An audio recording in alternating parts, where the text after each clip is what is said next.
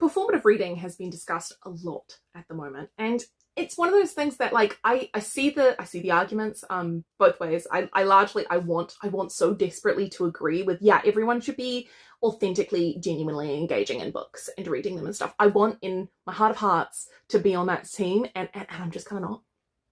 And there's a particular reason why I'm not, and that's because when I was 14, which is 14 years ago, which is half my life ago, so the world was very different, right? I picked up a book because I was so interested in that topic. And the topic was astrophysics, and the book was A Brief History of Time. And I was reading it and I really enjoyed it. I didn't get very far in it because some people accused me of performative reading. They didn't call it performative reading at the time, but they said, you're trying to look smart, you're trying to look clever. And they made a lot of these kinds of comments that really discouraged reading that book. And that then meant that I didn't choose the path of astrophysics. And I sort of cut that off from myself because it really hurt, the things that they said. And it was essentially saying that I was performatively reading, which was not the case. And so whenever I see these sorts of discussions where it's just like, there's the possibility that people are going to be accused of performative reading, and performative reading is going to have a lot of negative connotations, that it's going to diminish joy and it's going to disencourage people from things that they would otherwise be so passionate about. And so it's like, yes, I would love for every single person in the world to be engaging in books authentically and loving them like wholeheartedly and all of this. I would love for that to be the case.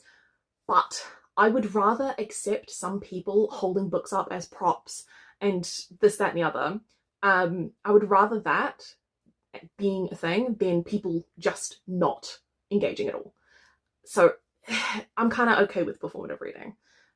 Especially because if I think about, like, let's say some celebrity is like, I want to look clever and all of this, it's all about, you know, their image and everything, because for them, like, image really matters. And so they pretend to read a book. Well, now they've got, you know, hundreds, thousands, millions of fans who are now aware of that book and might pick it up genuinely, which is like a net positive. So even if they are performing reading and it's putting the book on the radar, it's still saying book's good, book encouraged, book good, you know?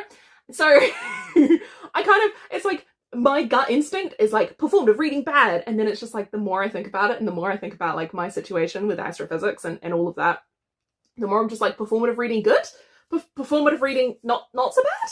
It's a complicated situation, but I hope you get where I'm coming from.